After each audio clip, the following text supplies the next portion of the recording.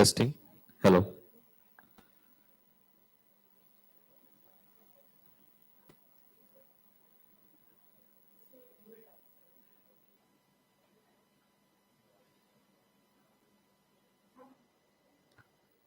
Hello. Testing.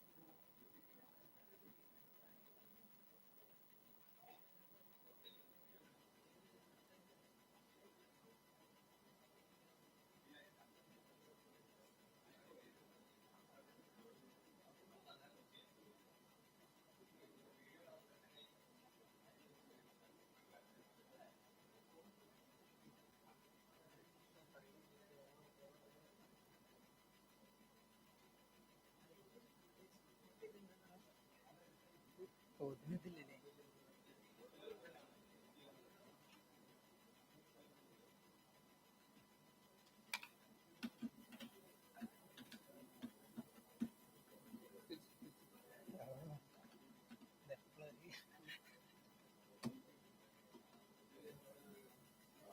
ഇല്ല.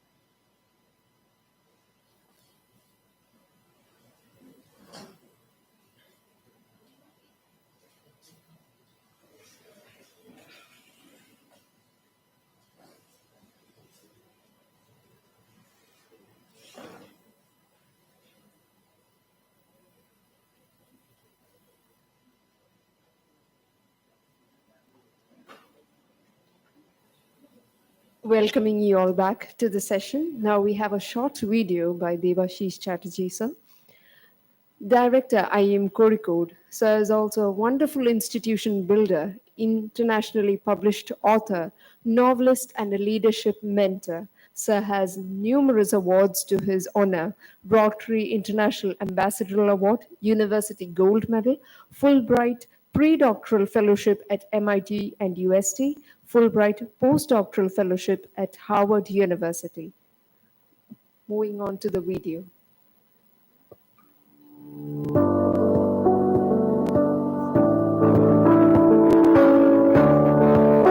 Many years ago, I had a dream. I wanted to figure out what was truly Indian about the Indian Institute of Management.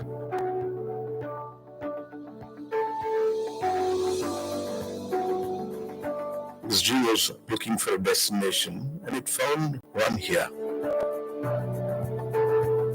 So let me ask you, what was this dream? And I'll tell you, this dream was about bridging the distance between hearts and minds, connecting the best of Bharat with the rest of India in pursuit of one singular vision, globalizing Indian thought. As we celebrate our flagship postgraduate program, Silver Jubilee Graduation Batch, we reflect on the values we hold dear. It's not just about producing competent managers, but good human beings who are compassionate and competent at the same time. IM Kozhikode's approach has been more holistic and more realistic in terms of perspectives of management, and this has yielded us excellent results. Excellence, equity, and inclusion are the heart of our mission. We are proud to have initiated affirmative action to bring gender parity to our flagship program. With a historical low of less than 10% women rising to a high of 54% in 2013, we have repeated this feat in the year 2020 as well, showing our commitment to equity and inclusion. We also understand that our success is measured by the impact we make on our world. As we look ahead, we are focused on making a meaningful contribution to India and the world in the decades to come. Our pursuit of global accreditation reflects on our dedication to being recognized as an excellent institution. We were the first IIM to seek global recognition, starting with AMBA accreditation in 2010. Today, we stand on the cusp of global triple accreditation, a rare feat for Indian B schools. Having a dream is one thing, but pursuing it with persistence and energy is quite another.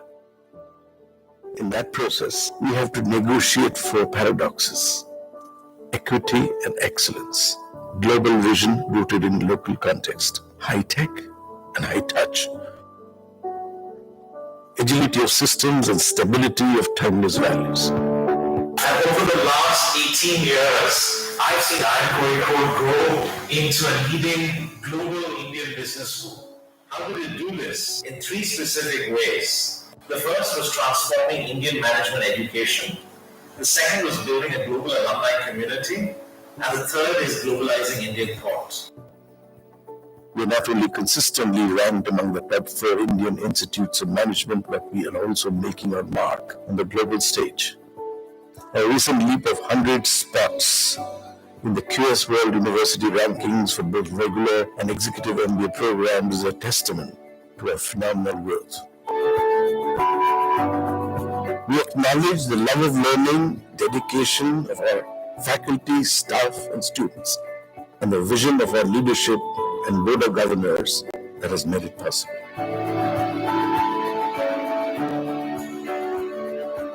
The kind of success that we've had in the last 25 years is because of the right decisions we have taken and the right things we've done for the right reasons.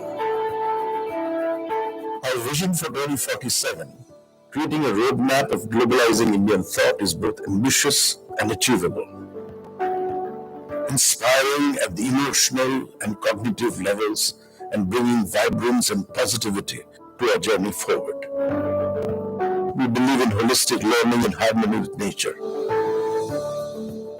Our campus is a gift of abundance, and sustainability is integral to every individual who is part of it. What fulfills your life is a fully lived life itself. Fulfillment is not a distant dream, but a continuum. As an institution, we are dedicated to helping individuals lead fulfilling lives. We were the first institution to start our education model digitally in 2001, breaking the mold of traditional business schools. We have diversified our models of learning, and our flagship programs have equal representation of men and women, changing the dynamics of India. We believe in disruption as the ability to break the existing order and bridge humanities and management through various academic initiatives. Our values of authenticity, sustainability, and fulfillment are not just ends but means of doing things. We believe in nurturing future leaders with deep human values. Let me start by telling you what hasn't changed, and that's how beautiful this campus continues to be. What has definitely changed is the infrastructure. We have world-class classrooms, energy efficient with the latest technology. We have hostels, and obviously we have the new sports complex that has come up. We have created new centers, such as the Laboratory for Innovation, Venturing and Entrepreneurship, Center of Excellence for Social Innovation, Center for Governance, Center for Digital Innovation and Transformation, Center for Climate Studies, and Center for Employment Relations and Labor Studies. The birth of any B school today is to solve society's problem, India's problem, world's problem, industry problem. We take the industry problems, we bring it here, we co-create it and give it back to the industry. And some of the leading solutions have been born out of IIM Kozhikode. Our emphasis on entrepreneurship helps to build character and provides the necessary skills to succeed in a constantly evolving business landscape. Exposure to literary and cultural festivals as well as social psychology experiments help students discover their creative, cultural, and emotional quotient, which is just as important as their intelligence quotient.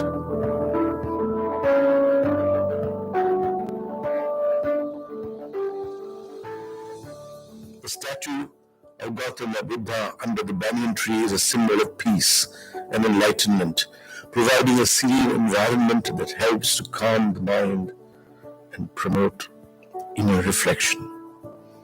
Meanwhile, the Arjuna bow and arrow, our mnemonic at the entrance, serve as a visual reminder of the qualities necessary for success: focus, determination, excellence.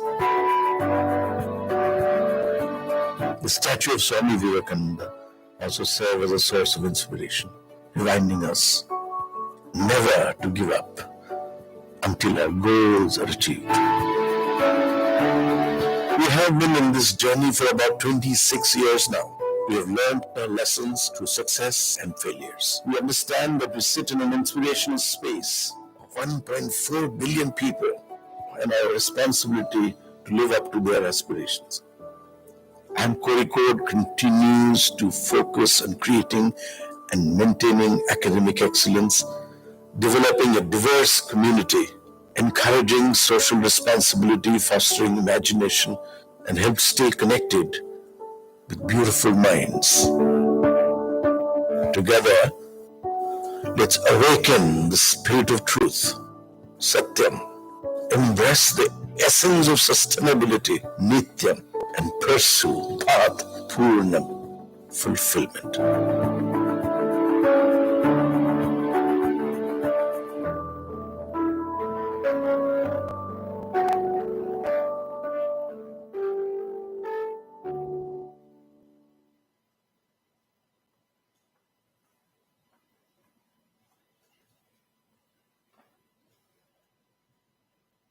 Moving ahead, we have the next presentation by Professor Radha Krishna Pillai, Faculty, IIM Kozhikode, Head of Center for Digital Innovation and Transformation, IIM Kozhikode since 2021, and esteemed Professor of Information Systems. He has extensive experience in teaching, research, training, and consulting activities. The current projects align to areas of digital transformation and ICT for sustainable development. Sir has also published in numerous eminent journals in areas of information system management, Journal of International Technology and Information Management, European Journal of Development Research, to name a few. Sir, inviting you for the same.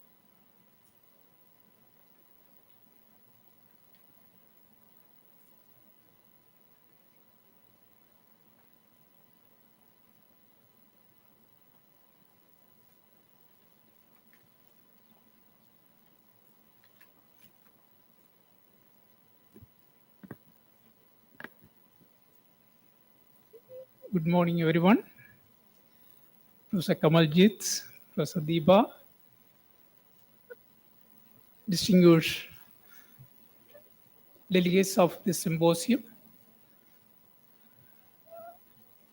First of all, the topic is on cybersecurity, a systems thinking perspective. I'm sure many of you will be familiar with the systems thinking. Already there was some mention about system thinking because seeing things in a holistic manner. Okay? Because we can see that everything in this world are interrelated. Whatever happens to anything can go and influence everything else in some way or other. Okay?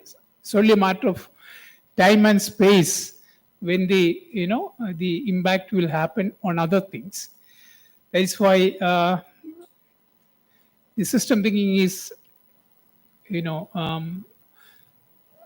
defined as seeing the trees in the forest, seeing the things in the forest. You are not seeing only trees, but also the forest in which it is located. So information security, traditionally, if you look at most of the research, you're trying to solve some problem, okay? Maybe in isolation, not looking in a holistic manner. And if you look at the statistics, whether it is number of attacks, whether the amount or resource spent on cybersecurity and so on, it is keep on increasing every year, in fact. To give you some example, for example, the cyber investment is growing around 12 to 14% every year, in fact. Okay, and cybersecurity is treated as contributed 48% of the corporate risk, in fact. And the number of attacks is also increasing. It was increasing exponentially during the COVID time after 2021, even though the rate has come down, but still it is on the rise. And different sectors are investing in different amount of resources for cybersecurity. And on the higher side, you have the health sector, followed by the banking and finance sector, about 12%, and health sector about 14%. And the losses due to cybersecurity breaches are in terms of trillions of dollars per year. That is also increasing. What does this tell us? Even though we are kind of spending more resource, time, and energy on this particular problem, but problem is only getting worsening. That is where we have to look at this problem in a holistic manner, because attacker or the victims or the technology or the network or the regulations are different individual components in the entire ecosystem, right? So whatever is happening to, say, for example, to the attacker, that is going to affect the organization, country, society in general, in fact. So there is a very deeper kind of interrelationship between all these entities in the system. Unless we closely understand what these relationships are, they will not be able to find a sustainable solution to cybersecurity. That is why we are not really addressing the root cause of cybersecurity. That is why we are keep on investing, but the problem is still worsening. That's why Albert Einstein has rightly said, the problem we have, we cannot solve problems that we have created by thinking at the same level at which we created the problems. Because whatever solutions we create, or some solutions today, can lead to new set of problems tomorrow. Okay. That is where, system thinking, and there are different types of system archetype. Some of you may be familiar. One most popular archetype is fixes that fail. You try to find some solution, but immediately you may find some, solution or relief. But after some time, the problem will come back at a much more higher scale or force, right? That is, the problem get worsened after some time. So the solution lies in system thinking, in fact. We have to really understand the interrelationship between various entities involved in the ecosystem and try to find the root cause of the problem.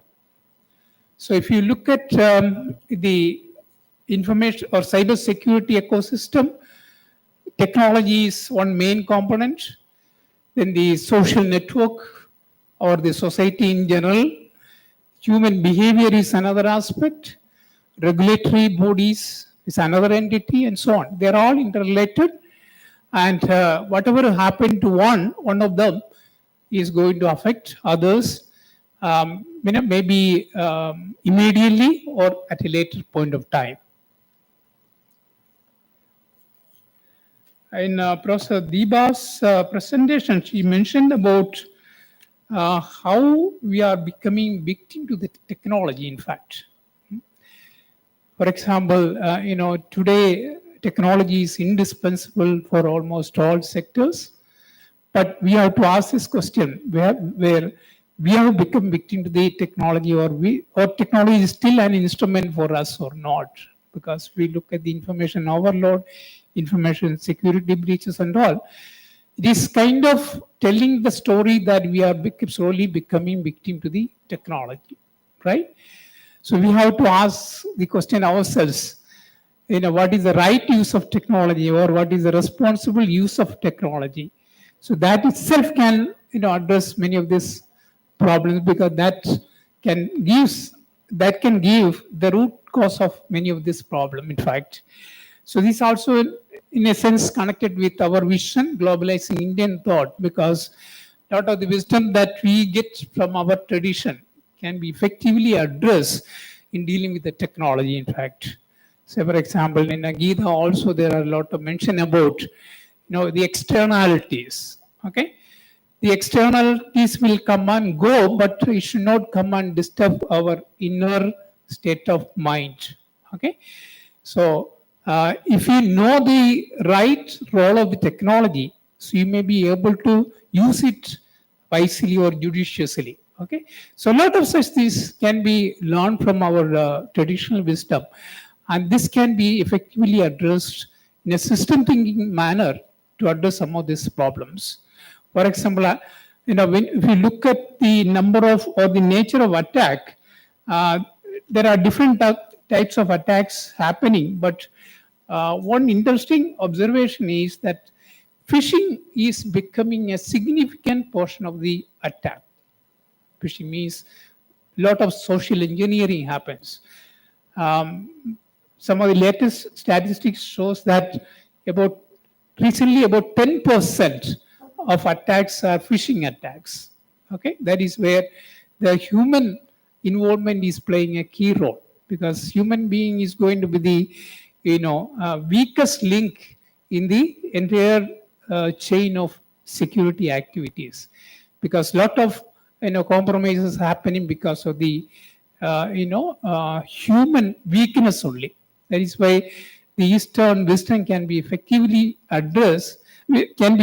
used to address a lot of issues with the human being. In fact, the phishing attack is on the rise for the last few years, especially during the pandemic. And people are psychologically down a lot, and it is easy for them to become victim to many of these attacks. Okay, that is where we have to be more alert. I mean, in the panel discussion also, there were a lot of discussion about being proactive. But proactive, we may be taking actions at the organization level, but how we can empower the individuals to be more proactive and alert. Okay, that is where some of the wisdom on the soul and matter. In fact, okay, soul is actually the sovereign of the matter. In fact, the soul should be kind of controlling the matter and not become subservient to the matter. In fact, technology is nothing but the matter, right? And today the situation is that soul has become a slave to the master. Okay, that basically tells us the fundamental reason for many of these issues. Whatever phishing attack happen where human being is involved, we cannot solve using technology, because technology, we can have nice framework and regulations, but unless individuals take responsibility to many of these cyber related issues, we cannot solve this problem eternally. So if you use the system thinking approach, we may be able to see the interdependence much more clearly between different entities in the cybersecurity system. Once you understand the interdependencies, it will be easy to understand the feedback, because system thinking, those who are aware of it, it involves a lot of feedback. There are mainly two types of feedback. One is the reinforcing feedback. The other one is, balancing feedback. Reinforcing means if something, happens to me, it is going to affect you immediately in a positive way, that you will also be affected, which in turn come back to me and affect, positively and so on, right? So that means, within an organization, if one individual is kind of doing something wrong, it can go and affect other individuals, which in turn can go back and affect all other individuals and ultimately the organization or the entire society. So we have to understand the feedback mechanism. That can be done only through a system thinking modeling, using causal loop modeling and so on. Then we'll be able to understand the human factors involved in the security much better if you do the system thinking modeling. And this can also help to have better collaboration between organizations or between organization and regulatory bodies and so on, so that you can have a kind of more collaborative initiative in terms of preventing this attack, because one way or other, each of these entities are going to be affected, and the risk management can be made much more easy through this kind of system thinking and understand the system relationship. This is some activity that we have initiated. I think in the information security area, you can see a lot of literature in this topic, system thinking, applying system thinking in the context of cyber security, because system thinking can be applied to many problems that are otherwise too complex to address, and sometimes not easy to find solutions. Another beauty of this system thinking is that if you look at the different levels of thinking, say for example, whenever something happens, we look at the even level and we try to respond to that. Say for example, if some attack happens, you try to understand what is there and try to respond to that. Okay, that is one level of thinking. That is the highest level of thinking.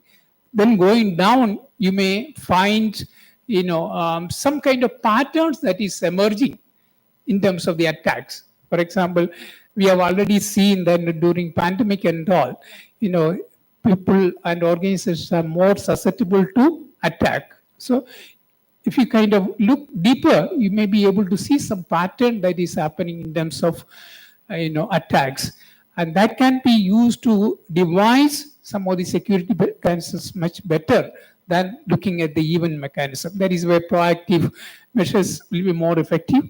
Even going deeper, you may be able to see some kind of relationship at the structural level. So, for example, look at the organization or look at the society or regulatory bodies and so on. They are kind of interrelated, and is also connected with the economic conditions and so on, right? And also the ethical level and so on.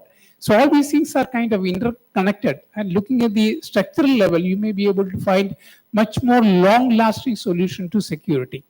And the most deepest solution is the mental model that involves our belief, our assumptions, values, and all involved in this entire system. Sometimes we need to kind of change our own mindset or mental model to address this issue. For example, people from a particular territory are more, doing the attack, or people in a particular community are more vulnerable to attack. Sometimes we create that kind of mental model based on certain events. Sometimes by correcting this mental model also, you may be able to address this problem. And once you kind of bring some transformation at the mental model, you may be able to find some leverage or solution that is last long. Okay, so that is why the system thinking model can be very useful to address the complex problem of cybersecurity. And this is what we are trying to explore a little more deeper as part of this Center for Digital Innovation and Transformation. That's all I have to say. If you have any questions or comments, we'll be happy to address that.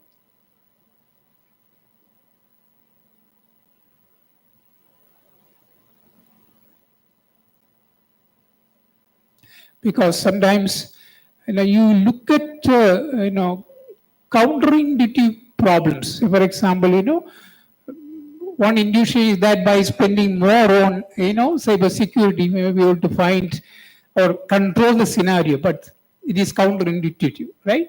You can find similar situation in many domains, in fact. That is why this kind of models are more useful.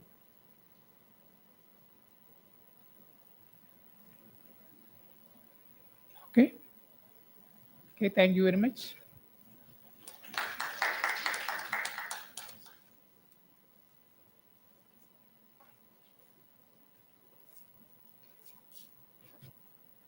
Thank you, sir, for such a thought-provoking session. It was indeed quite interesting to know how systems thinking approach is highly relevant with respect to cybersecurity. Moving on, may I now invite Professor Dr. Kamaljeet Sandhu, Director, AI Hub, Chair of Australia-India Cybersecurity Leaders International Symposium, for the keynote address.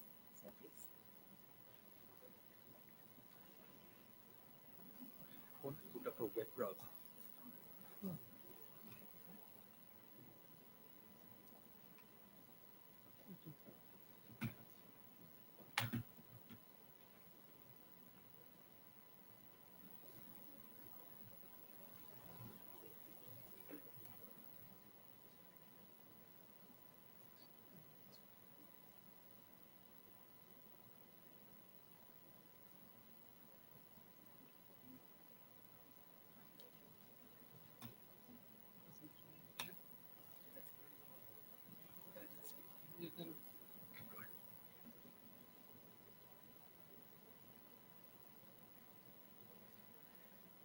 morning, everyone. And again, I'm back here to give a talk on my research as well. I want to introduce you to AI Hub.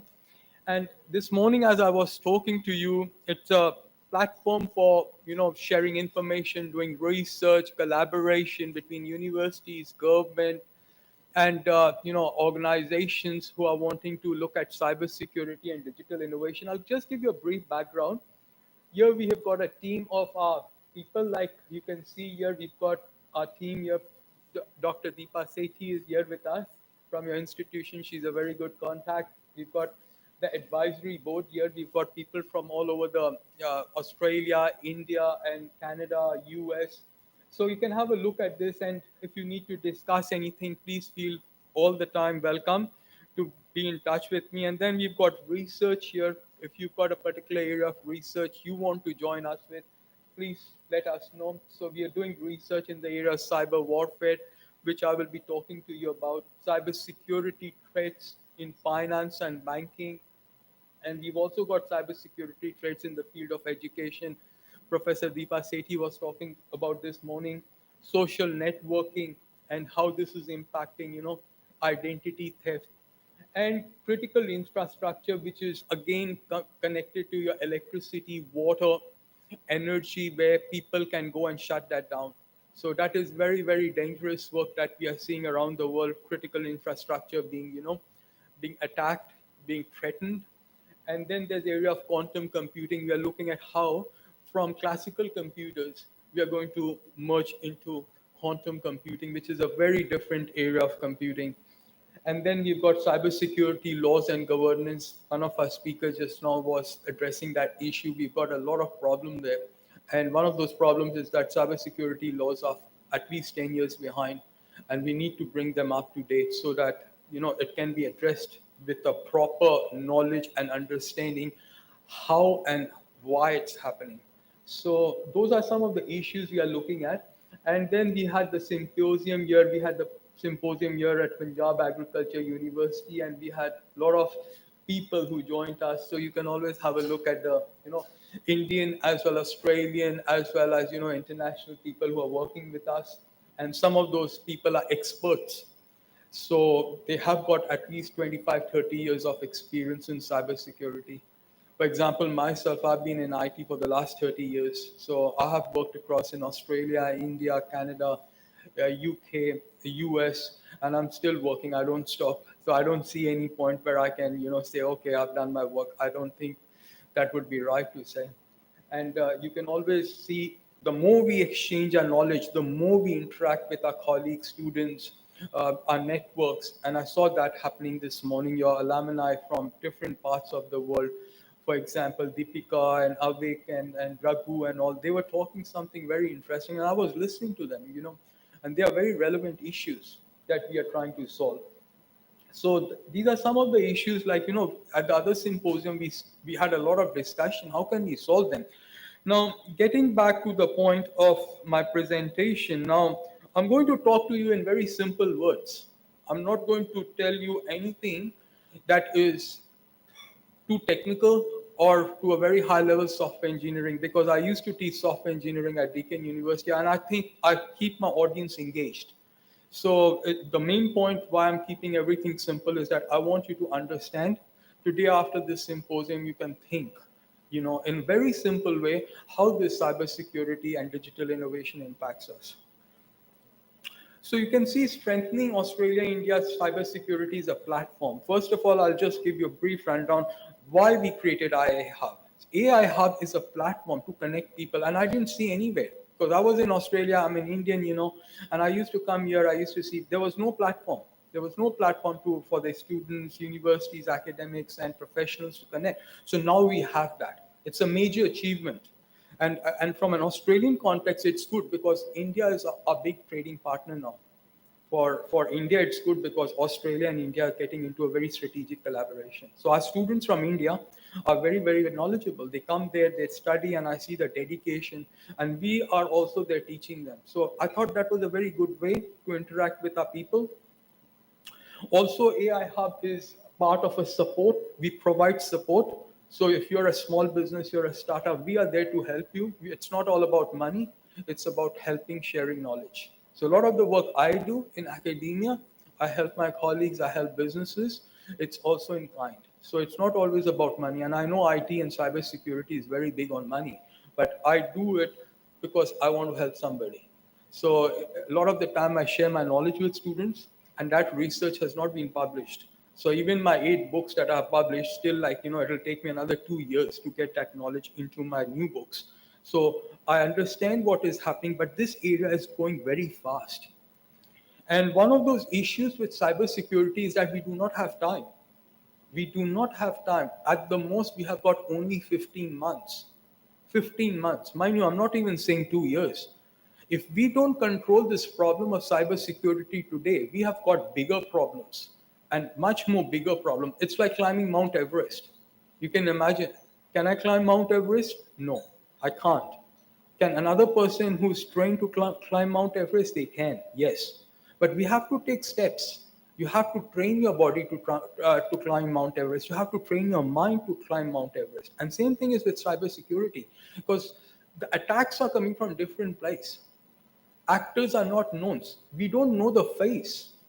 We don't know who these people are. If it's one person, I can deal it. I'm a like expert in this area. I can deal with one person, but I cannot deal with a group. A group who has got resources, money, power, and they are very smart people. I'm telling you, they are very smart. They are years ahead of IT companies, Microsoft, IBM. They exactly know which component to exploit. So I do a lot of simulation. A simulation is a scenario where I will say, okay, this is a room. And how can this room be broken up? Front door is there. There's a lock there. Somebody wants to break into this room. They can come from the front door, or there might be a window. What other way they can come into? There can be n number of ways. If you look at mathematics, somebody who's a mathematics expert here will say, okay, in algebra, we use the power of n. And that's the same thing we use in cybersecurity. There can be n number of ways. We do not know how this scenario plays out. So we have got a very big national security threat. Why I'm saying it's a national security threat? Because the time has passed. 10 years back, we would have been having this symposium workshop, and you would have told me, Kamalji, is this a serious problem? I would have said no. 10 years back, it was very, very isolated events. Today, it's very different. Every day something is happening. Aadhaar card, 860 million people, identity is being stolen and sold on dark web. Now, dark web, if somebody doesn't know, it's where the criminals, and we do not even know the rate dark web is used. If you think Google is being used that highly, dark web is 5,000% higher. But there's no quantification of how many people are there, what they are buying. It's illegal websites. So it is very, very scary, and cyber attack has led to new problems. Now, new problems, new solutions. It's like cat and mouse. But before I address this issue of cyber attacks, I would also address this problem. Why is this happening? Why? Can somebody tell me why? Why is this happening? Why do we have this problem? Government is trying to solve this. Big companies are trying to solve this. Consumers are having problems. Students are having problems. Nobody's data is safe. Why? Just one simple, give it a try. I just want to know, what do you think? Everybody will talk to you about cybersecurity, but nobody will tell you why.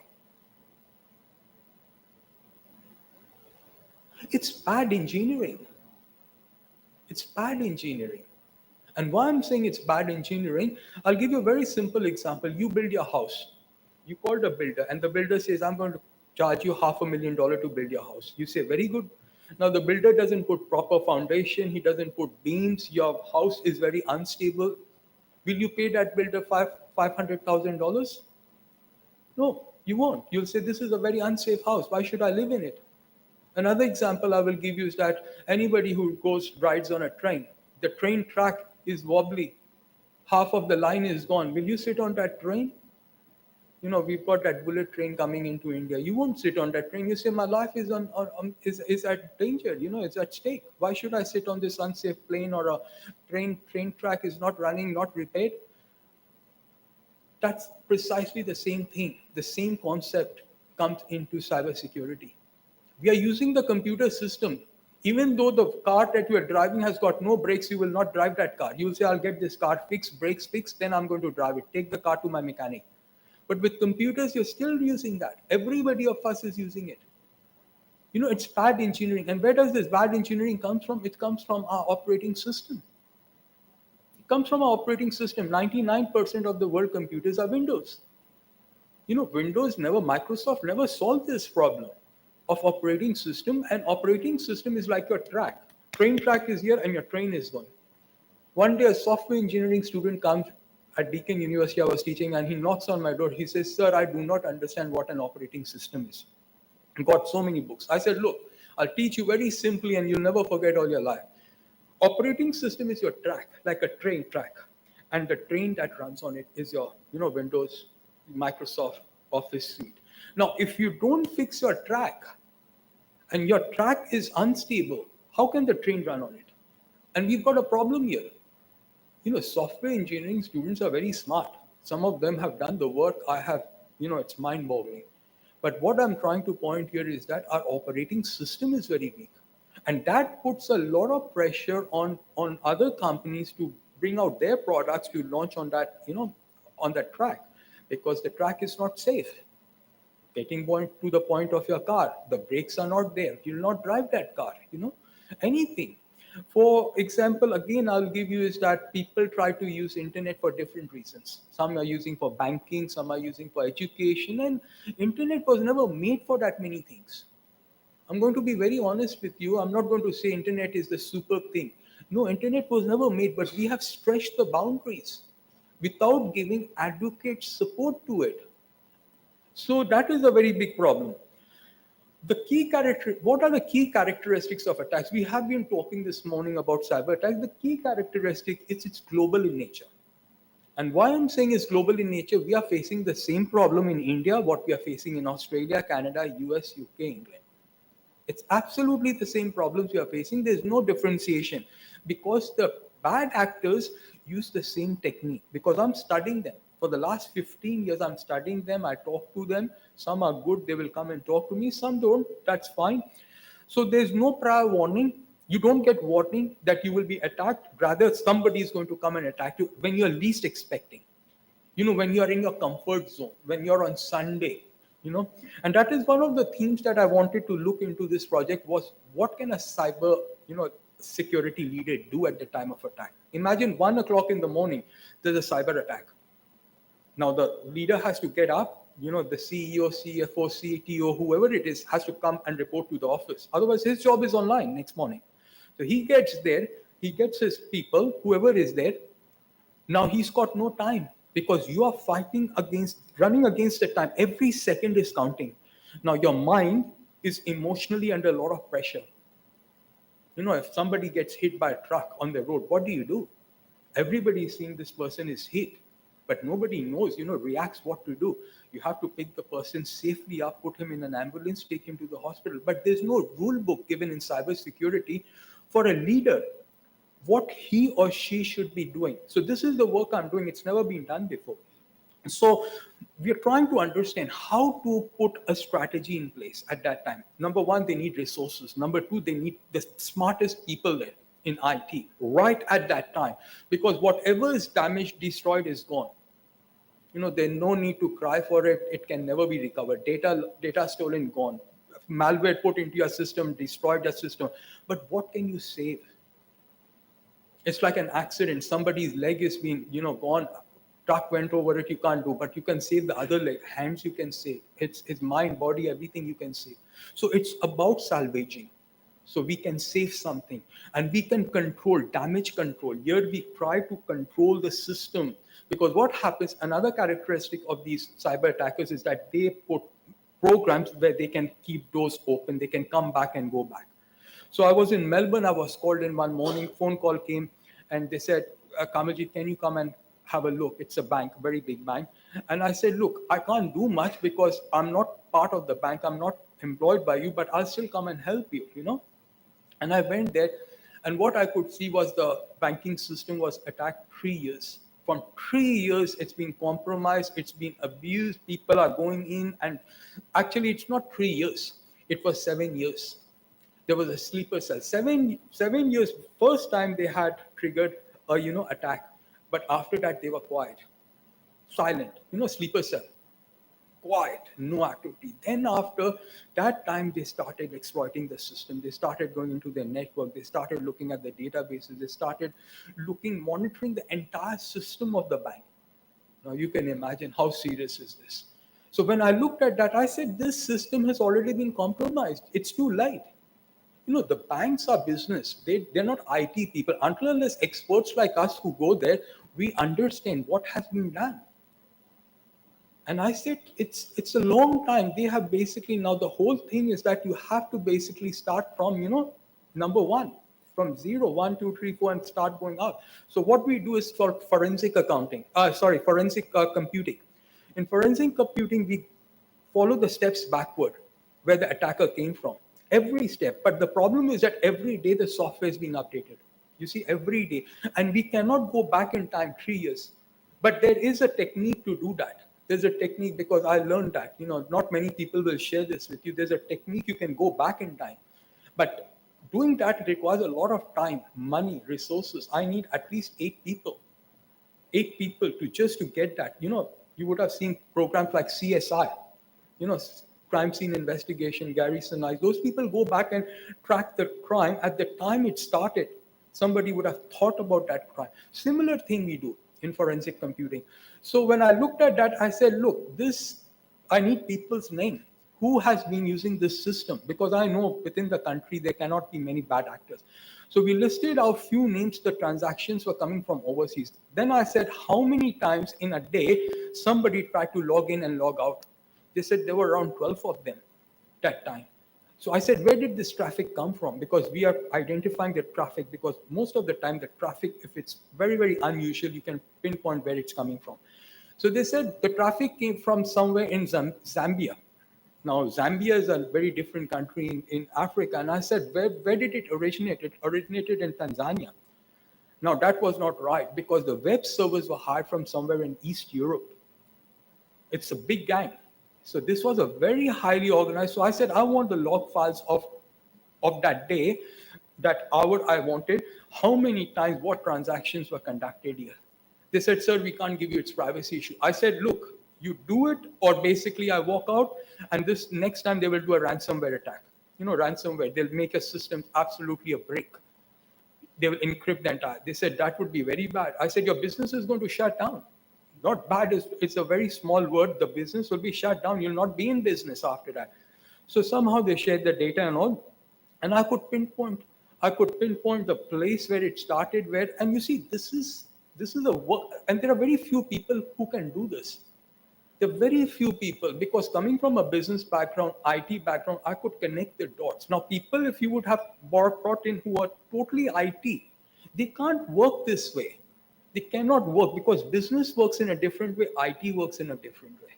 So that is why I wanted to put the perspective of bad engineering is that its problems are with the software, or with the hardware, and with the network. If we can fix this problem, and it's not a big issue, but the problem here is that too much of money is here.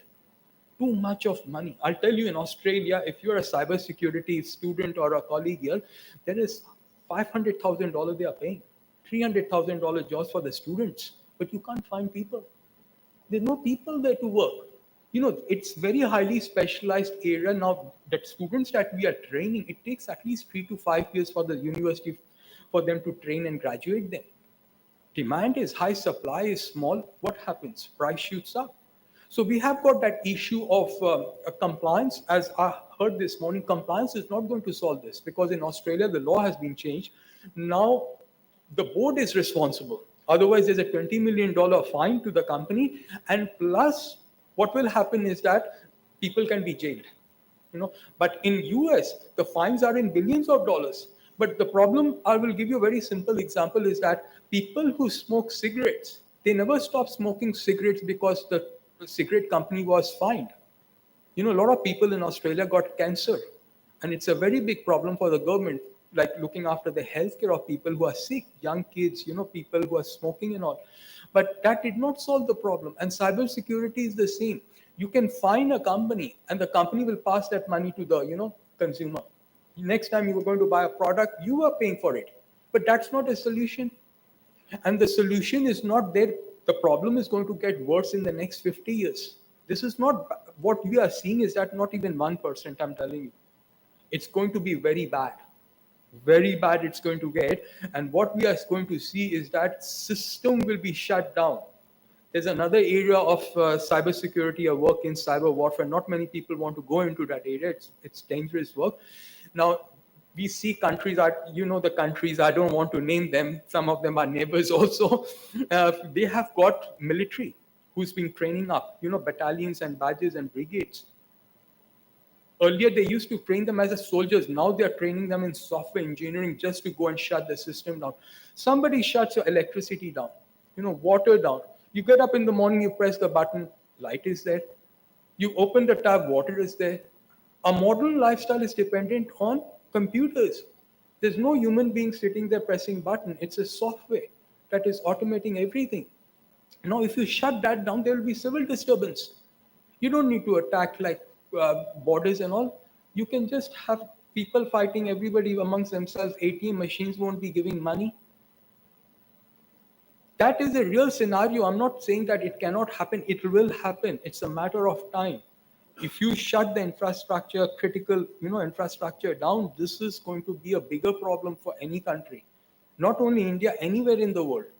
Now, we are reliant, we are dependent on this. And with AI, it's going to get worse. AI has got the power to be used very badly. We do not understand clearly as scientists. We are trying to understand how this can be damaged, the whole society, the country. And data is there. I know data is there, but I also understand a lot of the time people willingly share the data. Social networking websites, Facebook, Instagram. Now we have to understand, where do we draw the line? What is personal and what is public? Now, if somebody is going and putting his photograph on the website, or they're putting their resume, that is their free will. But if someone's privacy is being stolen, that is not right.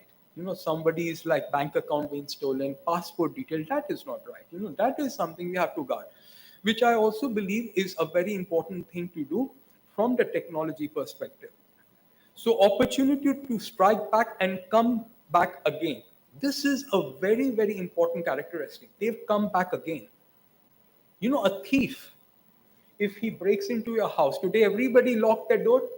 This morning when you came to the university, everyone locked their door. Yes, very good. I did that also. I locked my hotel door. But the thing is that somebody breaks in, they get motivated to come back again, especially if you're not there. But this, in a real world, you can know my lock is broken. How can you know inside a computer? Many people do not know they have been hacked. Many businesses do not know they have been hacked. I can show you 3 years, 5 years, how badly the system has been compromised. That are the people who, innocent people we don't know, who don't know like they have been hacked, their data has been stolen. So that is an area we have to do more work. So cyber attack research has shown leaders are unprepared. What is a leader? A leader may not be an IT expert. 99% of the time, I'm telling you, the leader went to the university 20 years back. He's a senior member of a university, or he's a senior member of the business, or a senior member of the government. He's not an IT expert. He's not even a cybersecurity expert. We're asking the wrong question. It's like your eye is hurt, you're going to a heart surgeon. Two people deal in different things. Or if your heart is needing attention, you're going to a brain surgeon. Two people will say, look, this is not my area. I don't deal with this. Same thing here we are doing. We need cybersecurity board. A board that can look into deep of how. You see, every year you file your accounting. Businesses file their accounting. They go to a chartered accountant. Books are done. Annual reports are done. Auditors, chartered accountant, they sign every year. Why don't we do it for cybersecurity? This is the change of mindset. And we think the board will fix this problem. No, board will not fix this problem. Even if you find the board, they will pass the cost to the product, to the consumer.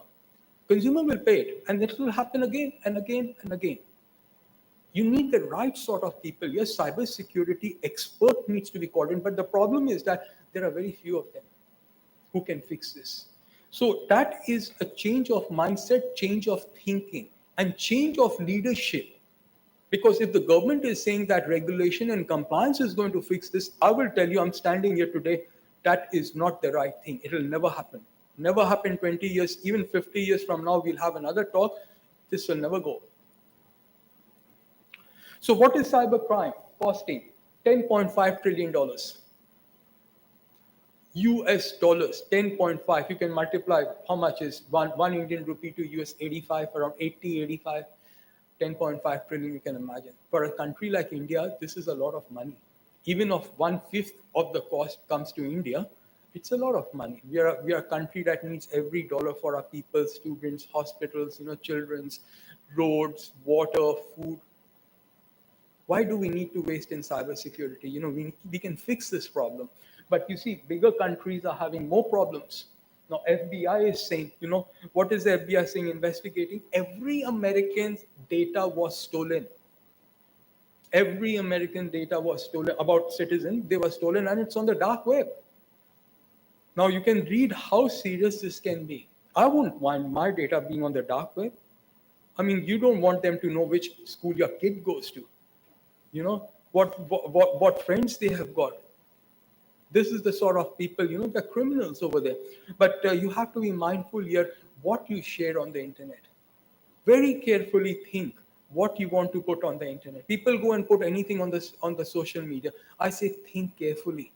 You will not go on your street, on the street, the community that you live on, and put a poster there.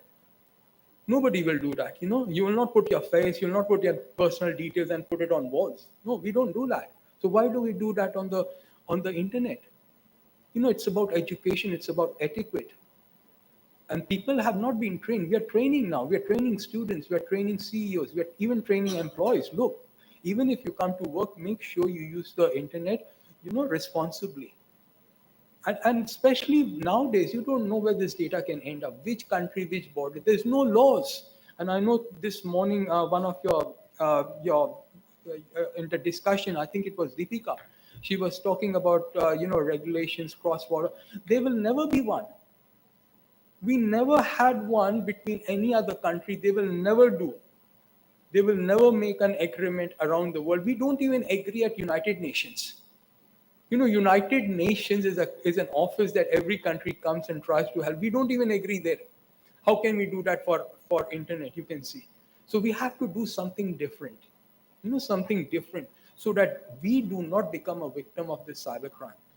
And then we've got the estimate size, which is, again, I was talking to you, 5,000 times larger. If you think Google is big, it's bigger than that.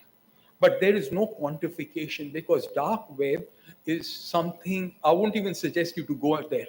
Do not go there, because immediately you will be tracked for the next 20 years of your life. Why did you go there? And it's not the place you want to be anytime. So cybercrime, again, 10.5 trillion. And again, there's a study by IBM. There's 4.45 million, and this number is going up 51%. So you can understand the loss in terms of data. But this can be, easily be fixed. There are techniques, technologies can be used, but there's money. It's business. It's business as usual. If the doctor says, I'm going to shut down his hospital, who's going to treat the patient? It's business for Microsoft, it's business for IBM, it's business for everybody. And it's business jobs for you.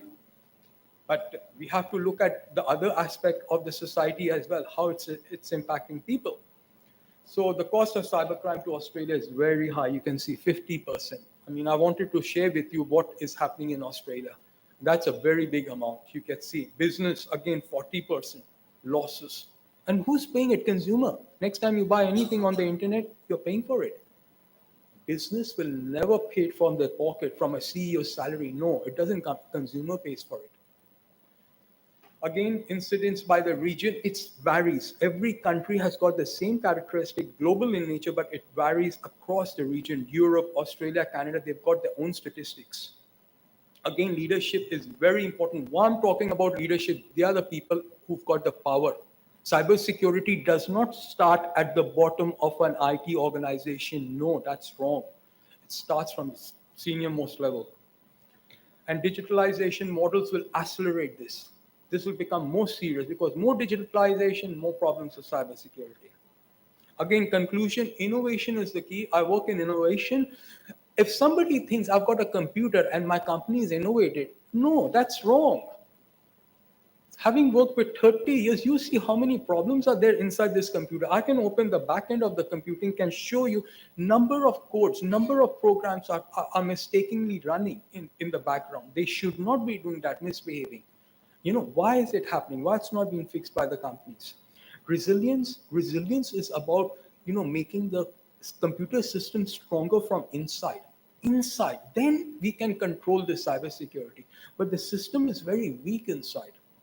Threat detection, it has to be improved. You need to know how to monitor, check these systems.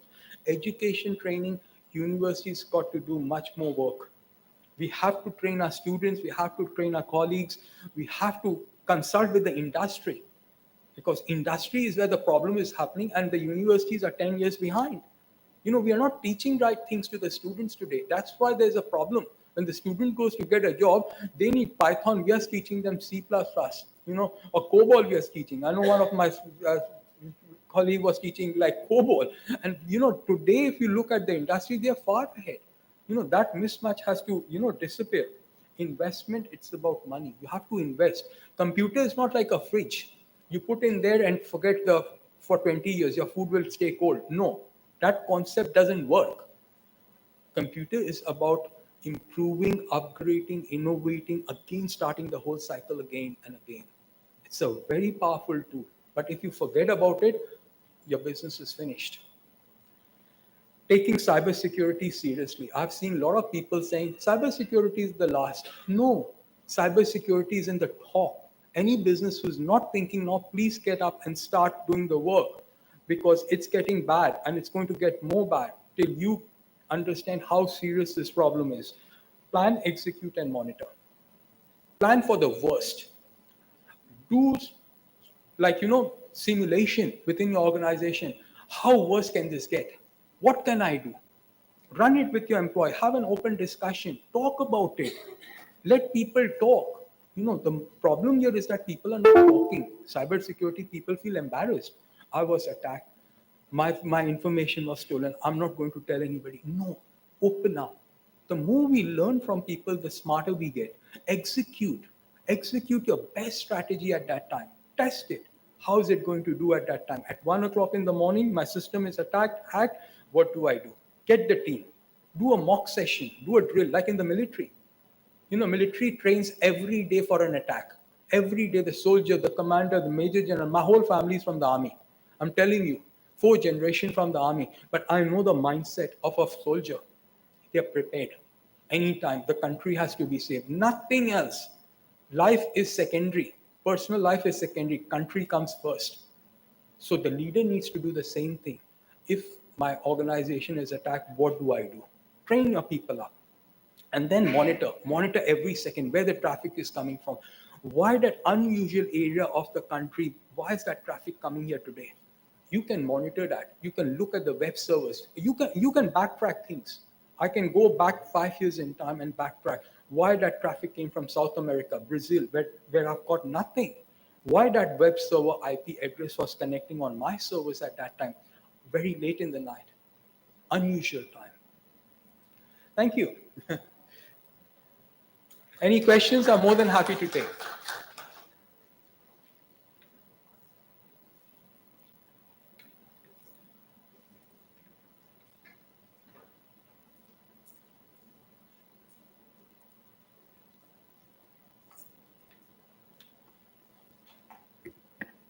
Thank you, sir, so much. It was such a beautiful way you've put up the challenges and how we can deal with those challenges.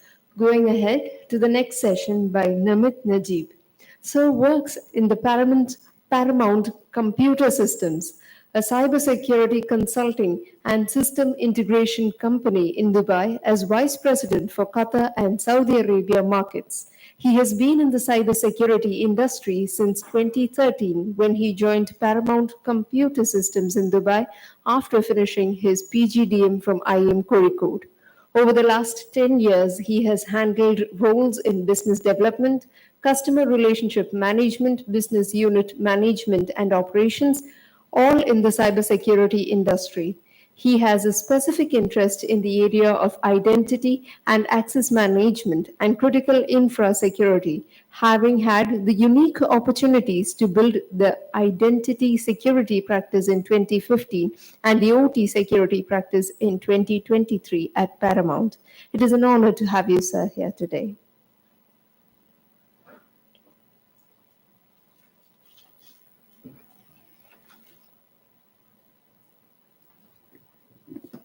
Thank you.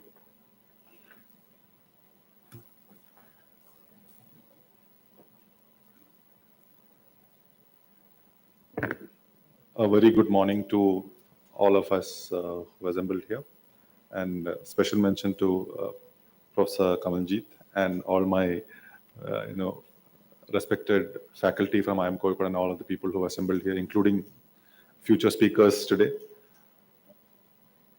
First of all, I'm really, I would say, more happy than honored because I'm talking about cybersecurity back on my campus, where I've,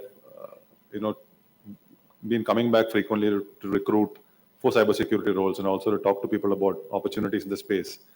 And I must also say that it is very difficult to, come in after Professor Kamaljeet because he's probably spoken about everything else that is relevant about the cybersecurity industry, right? He has very nicely summarized both the opportunities and the challenges that we today face in this industry. And 10 years back, when I got into the space purely by accident, the same thing existed. Nothing's changed in the last 10 years, apart from fancier words being thrown out, fancier technologies being created or invented. The problems remain the same.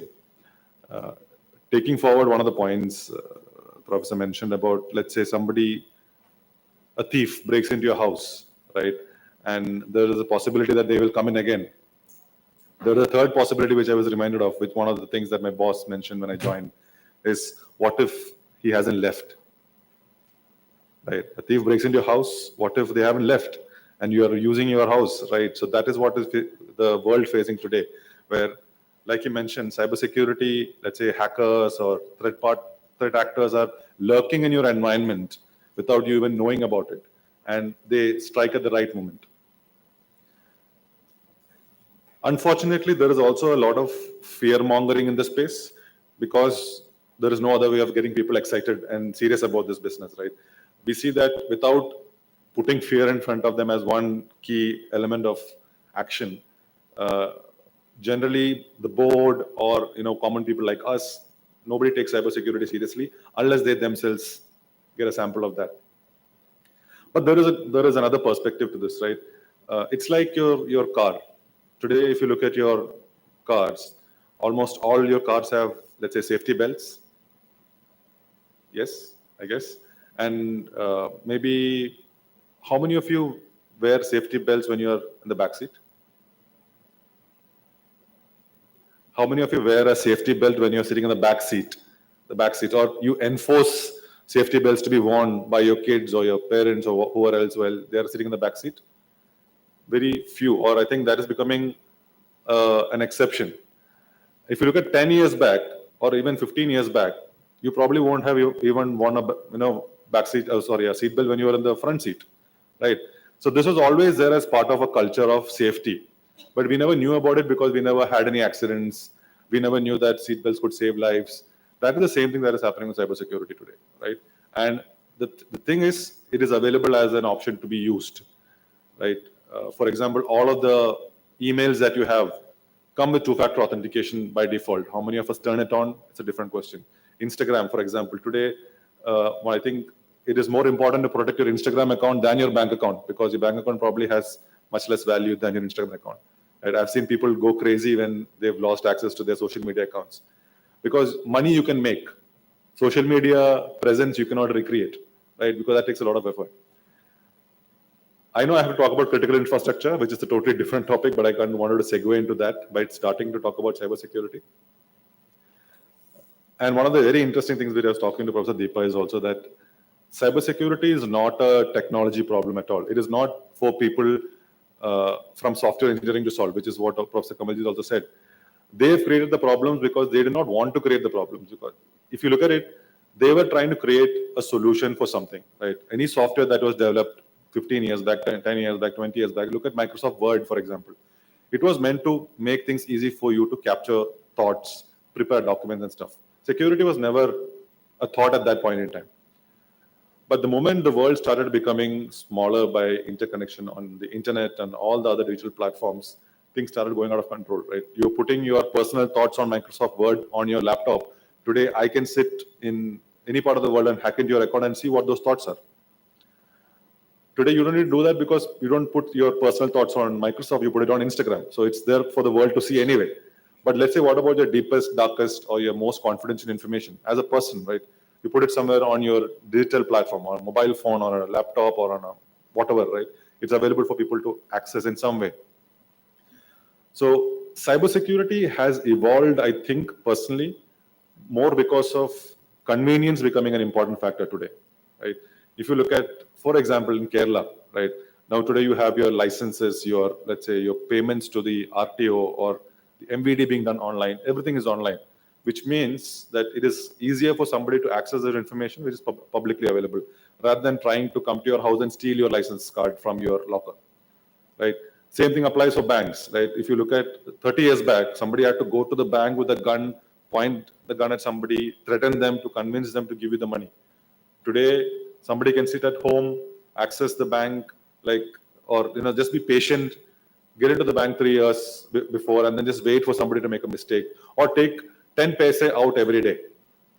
Write a code that takes out 10 paise from your account every day, right? If I take 10 paise from your account every day, you will not notice from each of your accounts, right? And then if I do it over 3 years, I've made my money, right? So that's what's happening today. And what you will also see is that a lot of this cybersecurity is not sophisticated. Technology is sophisticated, but if you look at the hackers and attackers, the moment we think about them, we picture people who are in black hoodies, sitting in a dark room and typing into a keyboard very fast and all. That's not the case. They are simple people. Maybe you will see them outside on the road. They'll be having a small non-smartphone and just simply sending a message to you saying that please click on this link because your Aadhaar card has been suspended.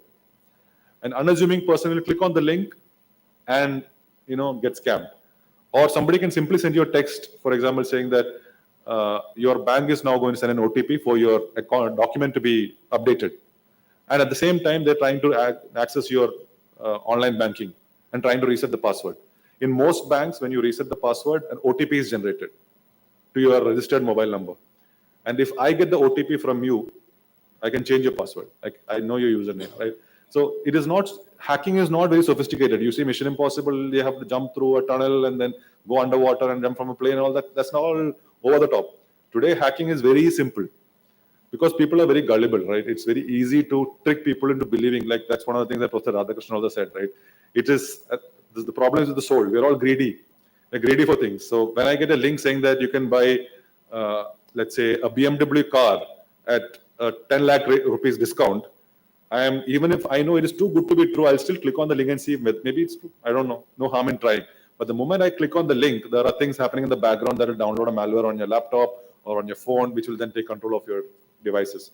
So cybersecurity is more, I think, about, or I'd say hacking is more about leveraging people's weaknesses and nothing else. It is more of a social construct than technology today.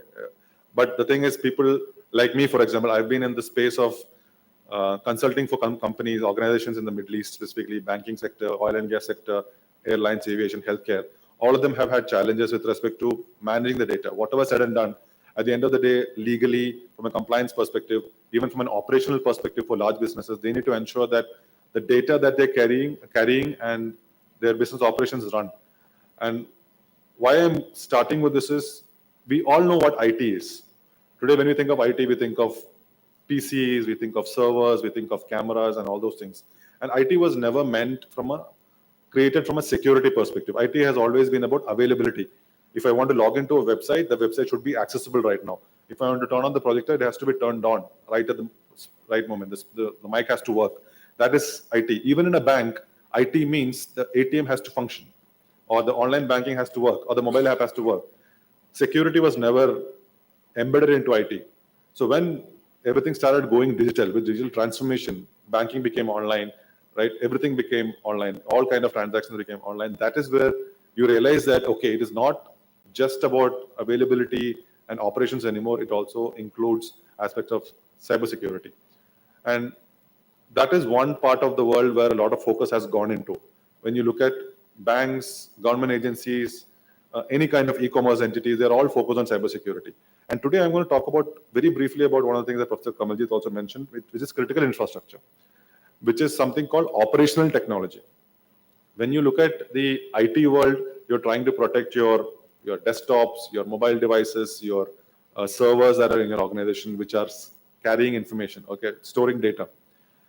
And hacking that would mean probably loss of money, a loss of brand reputation, loss of availability, and all of those things. But when you can hack into a critical infrastructure sector, which by definition also includes banking, because critical infrastructure means any sector that, when attacked, can bring the economy to a halt or a country to a halt, which today also includes banking, by the way. Right? If the ATMs don't work, like you mentioned earlier, the country could come to a halt and there could be civil disobedience, right? So it includes things like airlines and aviation, utility companies, let's say shipping, anything that includes actual hardware or operational technology. Let's say manufacturing, for example. If you have a car manufacturing unit and somebody hacks into that industrial unit, you could halt the operations of that unit, and then you could stop the production for days altogether, which means loss of revenue, loss of people's time and all that. But let's say, for example, I'm a hacker. I can hack into the ICU of a very popular hospital in Calicut and shut off the oxygen supply to the ICU. The impact there is not loss of money anymore, right? You're actually talking about loss of life. What if there is an oil and gas treatment plant somewhere here, or let's say an oil refinery somewhere here? If I am a threat actor, I can log in, I can access one of the sensors, or so typically when you look at all of these oil and gas plants, and wherever there is a storage facility or there's some treatment facility, they have sensors to detect temperature changes, pressure changes, and all that. What if somebody could shut off the pressure change sensor or the temperature change sensor? You will not know the temperature has gone up and there could be a blast, which could lead to loss of life. So when it comes to critical infrastructure, it is not simply about protecting your data on devices, but protecting access to the most important parts of the country. And that is where today, I think more than anything else, even though we've solved some part of the IT challenges, there is some focus, some conversations happening around that. Critical infrastructure seems to be a challenge because, first of all, in critical infrastructure, there are very few people who understand how to operate those things on a daily basis. Like for a utility operator, that person might be working in that space for the last 30 years. He knows how to go in and turn a knob and ensure that, let's say, there is water supply. He knows how to go in and control a sensor to check if everything is working fine. But now what has happened is, because everything is going to be digitized, what happens is everybody wants everything to be connected to the internet. You want, let's say, for example, look at your home. You might have a smart TV, you might have a smart camera, you might have a smart car, a phone. So you are at your home also trying to connect everything to the internet because you want it to be more convenient for you to use. Organizations across the world are doing the same thing, even in the space of OT, where they're trying to connect these critical infrastructure devices as well to the internet so that they can collect data, look at efficiency improvements, and look at how to optimize cost and all of those things. And the moment something gets connected to the internet, you are actually tapping into a pool of good and bad people, right? People who are going to do good things for you and people who are going to do bad things for you. Unfortunately, when critical infrastructure, let's say, like I said, the case of a healthcare management system, or let's say an oxygen management supply management system, if it is exposed to the internet, easily accessible. And the problem is, the reason I'm saying that is in OT, especially in critical infrastructure, the awareness about IT is low, right? If you look at people like us, our awareness of IT might be higher. In OT, they are fully focused on operational availability. Right? They want to ensure that there is power supply, water supply, oil refining that is going on throughout. They're not too much worried about the IT systems that are there. So when the IT awareness is low, you can imagine what the cybersecurity awareness must be.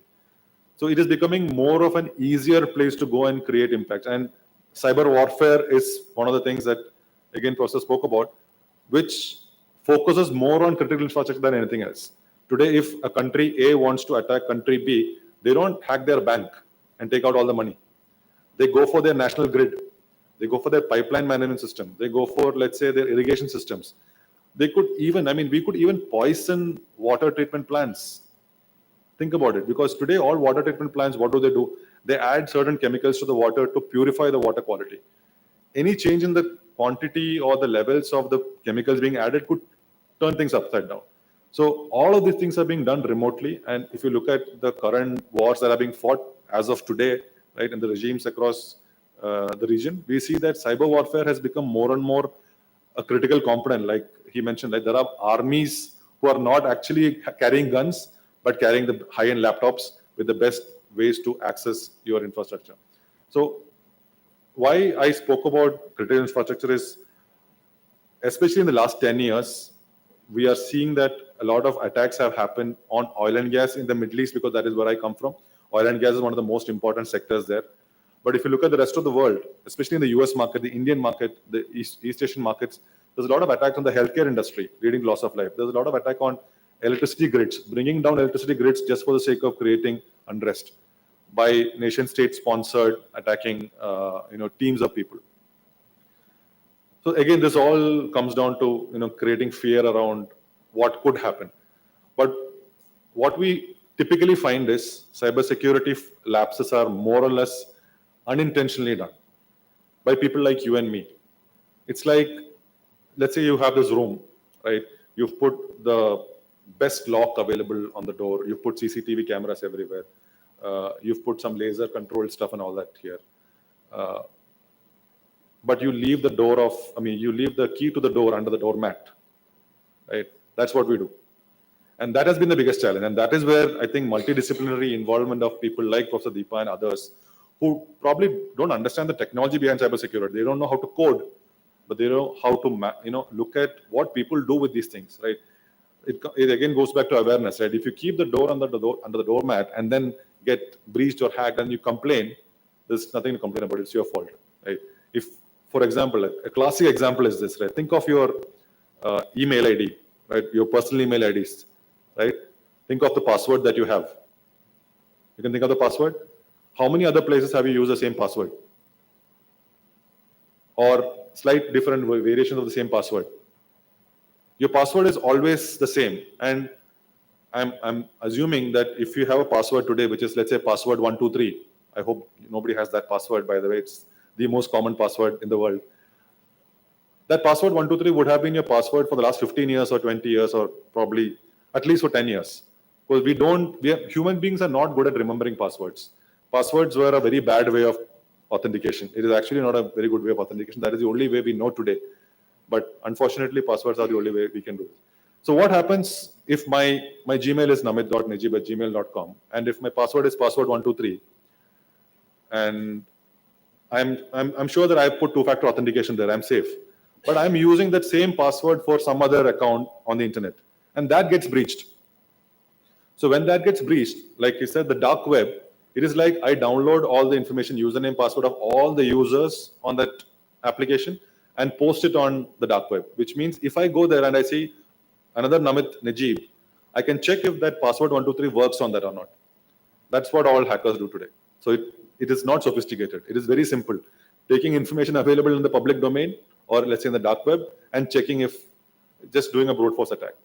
And the password 123 might become password 1234 or password at 123, worst case, right? Because we typically don't want our passwords to be too different from each other, right? Because I think everybody has gone through password reset problems. Like 2 years down the line, you forget what your password was. And that's a common problem. So what I'm trying to say is, while cybersecurity is a big challenge, it comes down to how we are more aware and how we can make other people also aware. Even at the individual level, at the organization level, at the national level. It is simply about creating more awareness.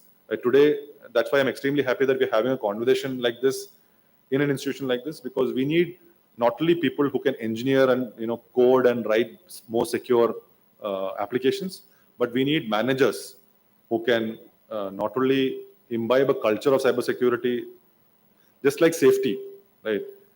Because cybersecurity has to become like safety. You have to think of safety first before doing anything else. So cybersecurity has to become like that. And there's a lot of, like I said, I mean, all the stats were very clearly available, right? There's a huge demand supply gap. And that's, I think the most amount of money is being spent on development of technology. But even if you look at, let's say, human resources, marketing, operations, finance, these are all roles that require some understanding of cybersecurity in that particular domain. So if you look at the companies today, they're trying to recruit and hire and pay whatever they can because there's not enough people out there. So if you have people who are trying to figure out what to do next in their life, for going into engineering especially, a lot of people don't know about cybersecurity as an option. Everybody wants to work on C, C++, or some of those legacy programs, do application development, and just get stuck there. They're not getting into areas where there is a very clear demand supply gap. There's an opportunity to make, obviously, money as well, but an opportunity to make a huge impact. So I think I hope I've done justice to the topic. I think I wanted to convince you that yes, there is a problem of cybersecurity. Yes, there are things that could go wrong. Critical infrastructure is the biggest weak link in our entire ecosystem of, let's say, any country you look at, and that is being attacked very vehemently by people today, leading to an increased requirement for security experts, especially in the OT or critical infrastructure space. And last but not least, we are responsible for our own security, just like we are responsible for our own safety, right? So I hope this has been useful for all of you. And if there are any questions, I'm happy to take them.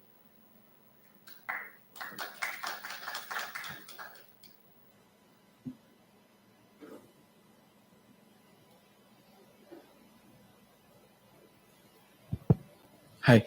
I'm a PhD student here in IS area. My name is Smith Gilani. So I have not done much into the cybersecurity. Probably taken one course during my as a faculty at one institute. But the question is like, what are the, let's say, possible areas, broad areas, if I want to pursue research? And the second question is it advisable to access dark web for the data for those kind of areas? Yeah. Because I have let's say us consider one small project, for example, running a language model or language processing techniques on the, let's say, username and password, and finding correlations, and let's say many other machine learning models can be applied if the data is available. But is it advisable to go there for the research perspective, and if there is any possible areas which is not tapped in terms of research? So I think to the second question, you already have the answer from Professor Kamaljit earlier, which is a very bad idea. But the workaround is, if you hate somebody, use their email account and use it, right? I mean, use their credentials, because that is the unfortunate truth of the internet, right? Today, there is no way of ensuring if it's me who's accessing my email or you using my credentials. I mean, I was joking, by the way, don't do that. But I was saying dark web is a bad idea. Because the moment you touch dark web, you are monitored by the national regulatory authorities, not even the regulatory authorities, probably the Ministry of the Defense or Interior and all that. And you're on the radar of every country. Because you could also be trying to, because cybersecurity is misunderstood by most people today. Nobody understands what cybersecurity means. Because even for you, when you think cybersecurity, you immediately think of a hacker.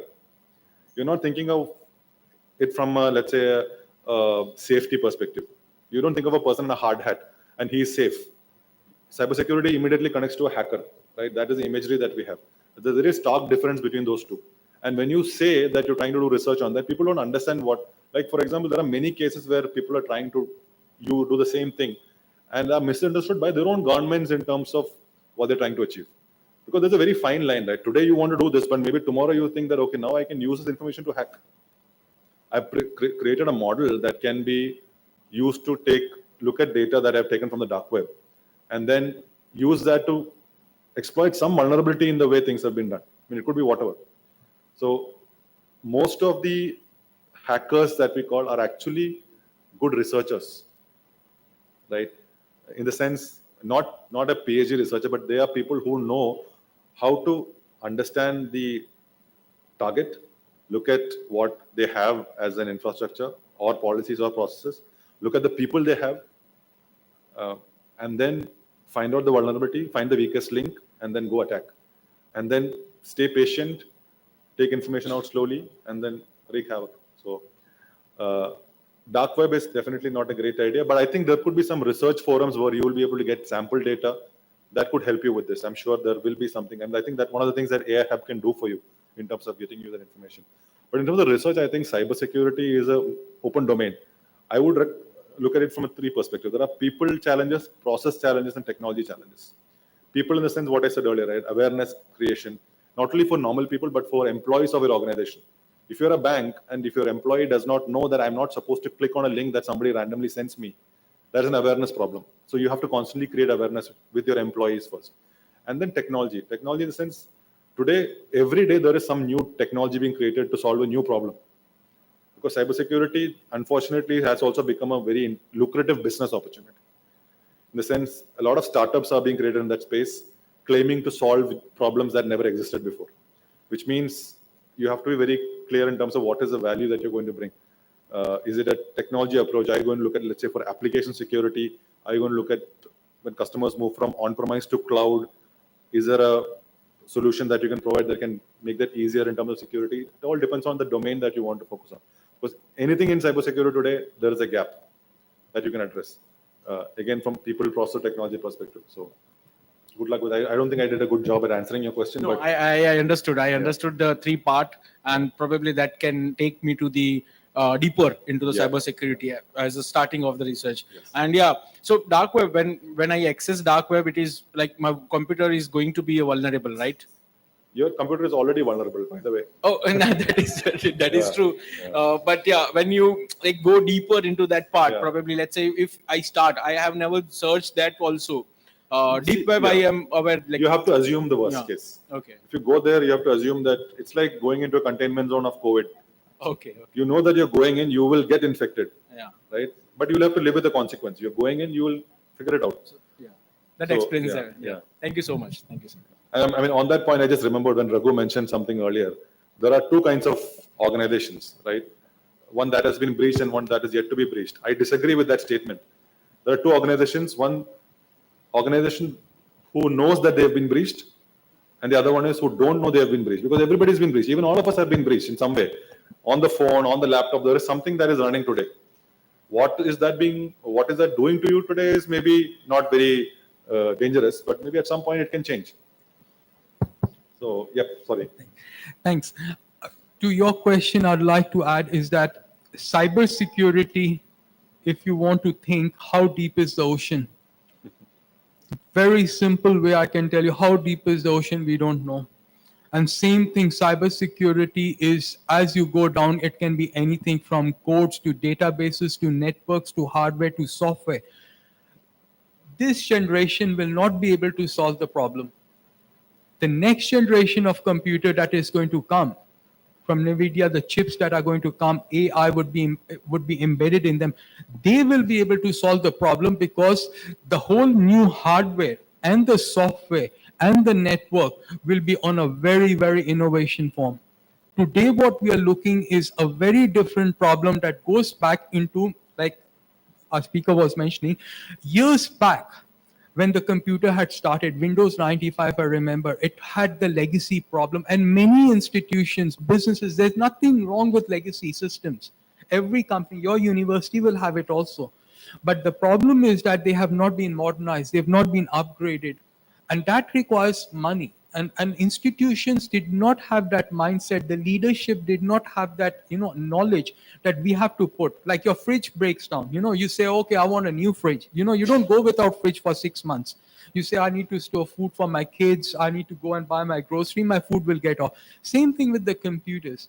The computer system in itself is an investment. Now, coming back to your research question, I think you need to differentiate where you want to be, because ultimately if you're a PhD student, you want to do research.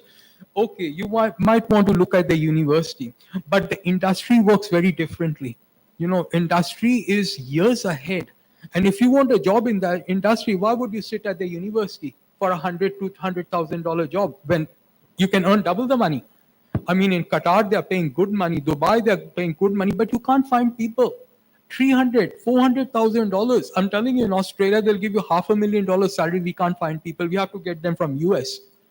You know, that is the issue. Now, you have to prioritize what area of research, because whatever research you do, in 6 months' time, it'll be outdated, because these hackers are smart people. Very smart. They're well trained, very highly skilled, and also they have got resources.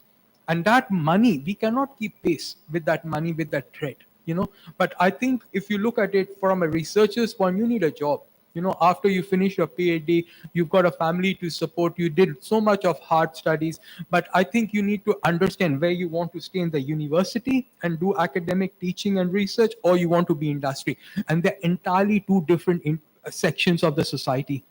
One is driven by money, highly focused people who are very sharp, who are very intelligent, who can fix the problem. And another is the industry where we teach students, where profit is not the main aim. As knowledge sharing it is. We want to share that knowledge. We want to help our students, you know. That is the focus. Thanks. Thank you.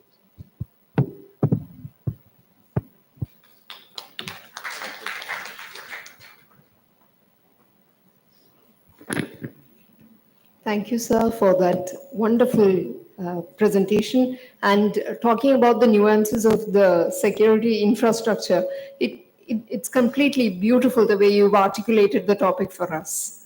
Moving on to the second panel discussion for the day, I now would like to introduce the panelists. The first panelist, Professor Vinod Pathari, Faculty, NIT Calicut, Associate Professor, NIT Calicut. Prior to this, Sir has worked as a software engineer in Wipro Systems. Sir has also numerous publications to his honor in esteemed journals, to name a few: Information Management and Computer Security, Information Management and Computer Security Technology Analysis, and Strategic Management. Welcoming you, sir. The next panelist is Professor Hiran V. Nath, Faculty, NIT Calicut. Prior to serving as an assistant professor in NIT Calicut, Sir has worked in numerous posts as a malware analyst, research associate, and software engineer.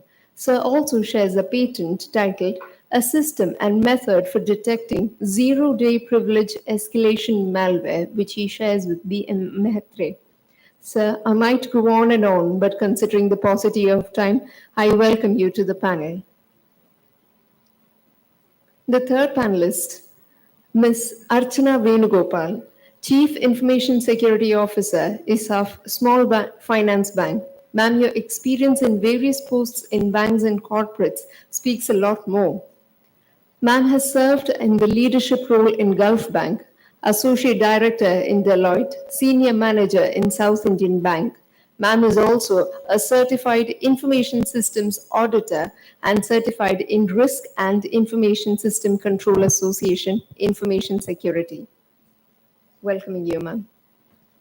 May I also take the privilege to introduce the moderator for the session, Professor M.P. Sebastian. Professor I.M. Kozhikode. His research interests revolve around artificial intelligence, cybersecurity, textual analysis, and healthcare. Sir has also numerous publications to his credit in esteemed journals such as Information Systems Frontier, International Journal of Information Management, Asia Pacific Journal of Health Management, to name a few. Welcoming you to the panel, sir.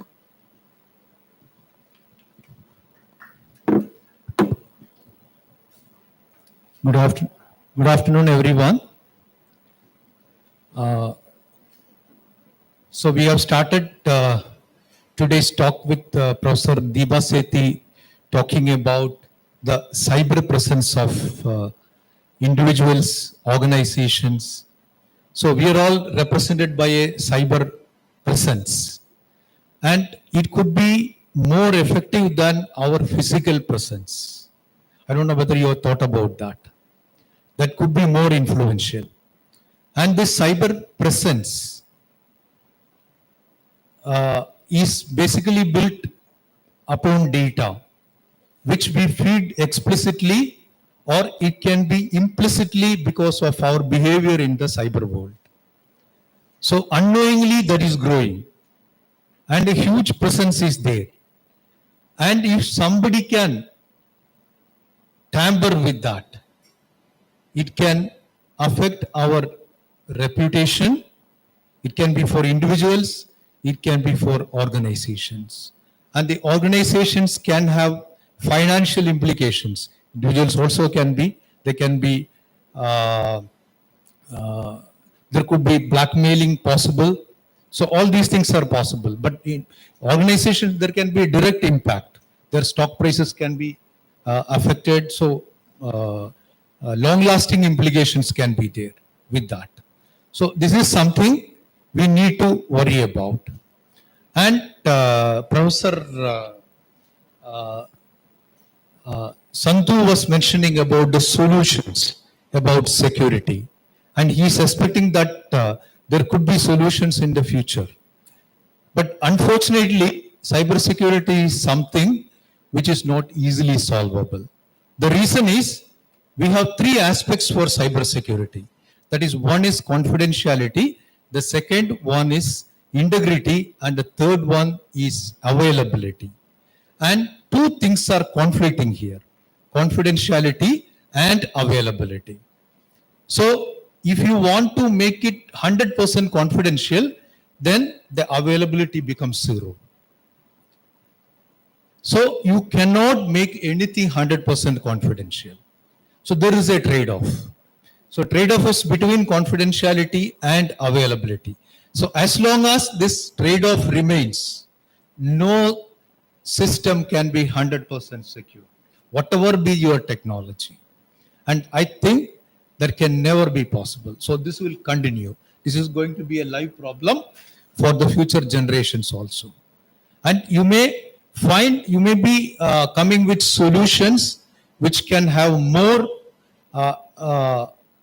long-lasting implications in the future, but can never resolve the problem completely.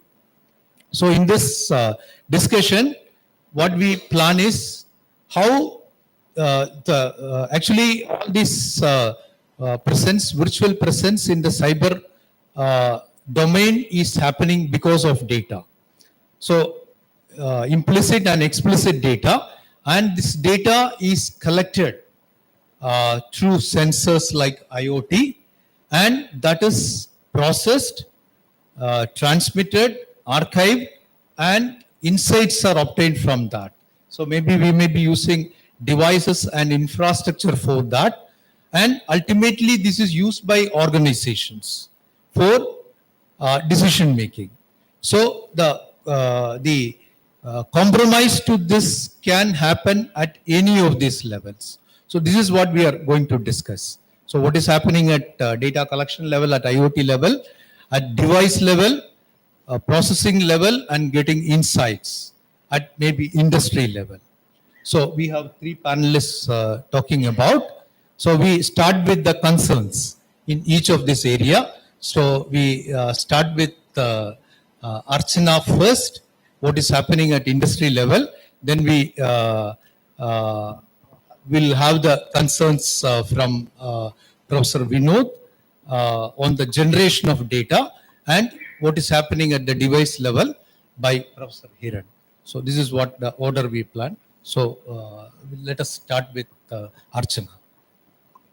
Thank you, sir. Radhakrishnan sir and as well as the eminent speakers had covered all the areas. One of the areas which requires an attention is how robust is the cyber criminals, how much time they are using to launch an attack. If you see the past 3 years or over a long period of time, the latest one which had happened across the world, the MOVIT vulnerability, the exploit happened within 30 minutes across the world. Like one person, the hacker, they had published one vulnerability at around 12 o'clock in the night, and the hacker group showed and they have verified that that particular vulnerability is exploited. Then the API has been created, and it was across the globe. all the computers which having the movie, the particular version of movie having the vulnerability, it goes exploited in 26 minutes. That is the way how these criminals are acting on. So we are not getting any time to respond, to get prepared. So that is the way how the